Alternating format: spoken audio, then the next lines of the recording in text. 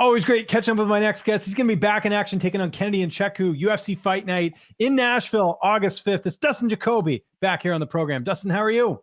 I'm doing well, James. Good to be here, and thanks for having me on the show. Of course, always a pleasure, man. Looked like you got a full camp for this one. When did you find out? Yeah, I think I found out in May, sometime mid-May. So yeah, it's been a full camp. It's been going well. Camp's been smooth. We got a lot of big guys in the gym, and things are clicking at the right time.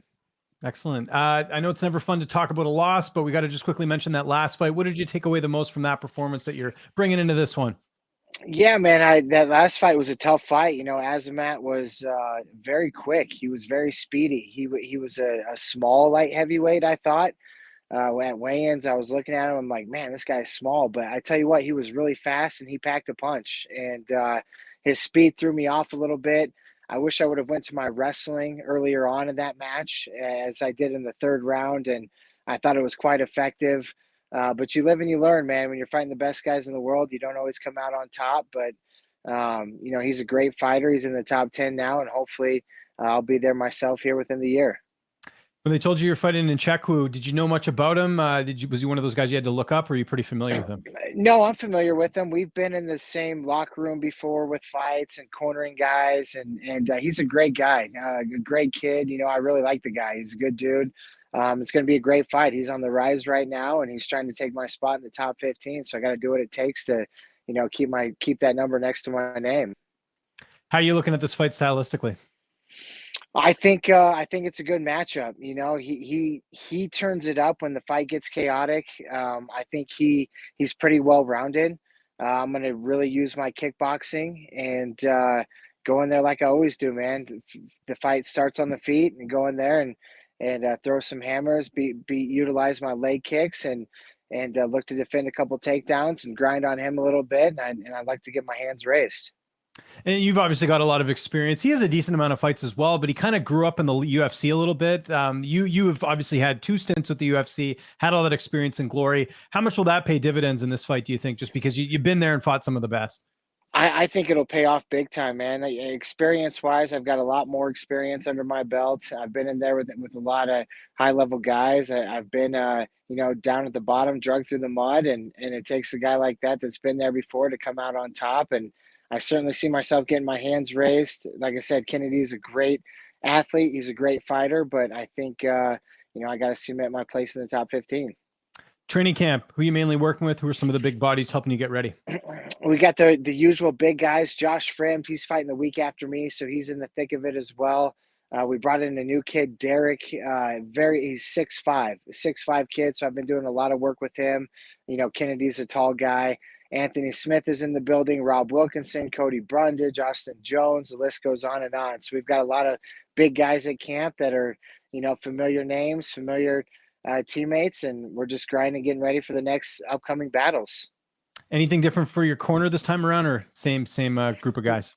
Nope, it's going to be the same corner. It's I usually say if it's not broken, don't fix it. It's been broken here the past couple times. It's been unfortunate, but no, the camaraderie is still there. We're still doing our thing, man. It's just when you fight at the highest level, unfortunately, you don't get your hands raised every time. And heck, man, I was looking Sunday. I think it's been a year now since I've got a victory inside the octagon, which is it just shows you how brutally humbling this sport can be. You're 1 minute you're on an 8, 6, 7, 8 fight win streak, and you feel like the man, and it just takes a couple losses, man, to bring you back down to reality. And it's a tough sport, man. I always tell people it's a tough way to make an easy living. I love what I do. I love training with the guys. I love going to the gym every day and just keeping myself in shape. And it's a lot of fun, man. It's just a tough way to make an easy living. Yeah, no, I'm with you there, man. How's this one playing out on the 5th? How do you see it going down? I tell you what, it's going to be a tough fight. I think Kennedy's going to bring it. He's big, he's strong, he's powerful. We have familiar foes that we've competed against. I just see myself getting my hands raised. I say that every time, man. I'm a big visualizer. I always visualize winning and visualize getting my hands raised. And I think my experience and just my durability is really going to pay dividends in this fight. And I'm looking forward to the matchup. Like I said, Kennedy's a great dude. I got a lot of respect for him. He's a nice kid, but I got to go in there and take care of business. And then just a couple of rapid fire questions, and just whatever comes to mind when I say this, and you can't pick yourself, so just keep that in mind. Who do you think is the best striker in the UFC? Best striker in the UFC. I'm gonna go. I am gonna go. Peter Yan. Okay. Best grappler in the UFC. I'm gonna go John Jones. Okay. Funniest fighter in the UFC. That's got to be. I can't think of his name. He's a welterweight. The monkey guy. Oh, you mean lightweight? Jordan Levitt, the guy who does the Yeah, dancing? Jordan Levitt. There you go. He's pretty Yeah. funny. Okay. If you could have dinner with one fighter, who would it be? I'm gonna go with Conor McGregor. Okay. Who would you want by your side in a street fight? John Jones. Okay. Who has the highest fight IQ? John Jones. Okay. I think I'm a John Jones fan. I can tell just a little bit. And what's like a dream fight you'd like to see in the UFC that could happen? Well, I tell you what, I think it's coming up with Jones and Stipe. There's a lot of Jones in there, but he's the man of the hour, man. He's the real deal, and I think that's going to be a great fight. Great answer. Your contract, I know you signed a new one recently. Are you still, I imagine you're still on that same contract. You have a couple fights left? Yep. I still got to. This will be the second fight of my new contract, so Nice. hopefully we go out there and get a win and put some money in the bank and get ready for the next one. Now let's get to the important question in the interview. How's your golf game been? How you been getting out a lot, or what? How's all that going? I have been getting out. I've slowed down a little bit with it getting closer to camp, and it's just the dog days of summer, man. I need the rest, but the golf game's been good. A couple weeks ago, I shot a 73. What? Yeah, Really? That's awesome. Yeah, Saturday a 71, and yeah, man, it's been really good. So, and then I played Sunday because I felt so good. Saturday was one of those days where everything clicked. Yeah. And it just made sense. I felt like I could not miss anywhere. I went out Sunday and I finished 4 of the last 5 holes with a bogey for an 80. So I was playing really well. I just put some bogeys together that really added up on the scorecard. But the golf game's good, man. It's I got a new golf bag, a Ghost golf bag. Oh, I don't know if the new swag is helping me or what it is, but I went back to my TaylorMade Spider putter. I've got a Scotty camera, and it's hard not to take the Scotty out. It's like having a hot wife and telling her to stay home.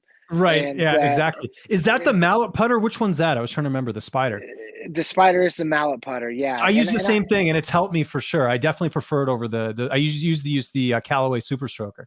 Yeah, I'm definitely a mallet guy, and I've always putt well with it. But like I said, I got the Scotty. I had to get used to it. I had to get it out, and I went back to the TaylorMade. I started draining some putts. So I think the Spider's here to stay temporarily. What's the farthest you can hit? I'm curious about that. Well, Saturday I actually played and hit a drive 340 yards. Wow. And that was slightly uphill.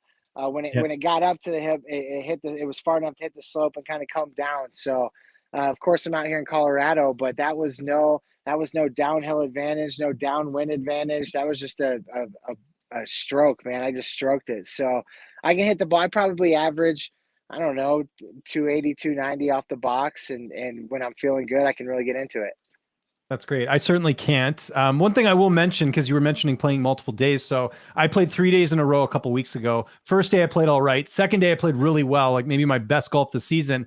Third day I'm thinking like, okay, the momentum's going to go. Had my worst game of the year. So, and I don't think it was physically I was out of it. I think mentally I was just like, I don't know, playing that much golf. Maybe I'm not used to it. So I don't know. Well, that's the other thing people don't understand. Golf is so mentally taxing. I'll get home and of course I train all morning and get that out of the way. Then I'll golf in the afternoon. So I'm already physically exhausted, and then mentally I'm even more exhausted by trying to stay into it with 18 holes and thinking about every shot. So my wife always gives me crap. She's like, you've been golfing, you can't be too tired. I'm like, babe, mentally it's exhausting.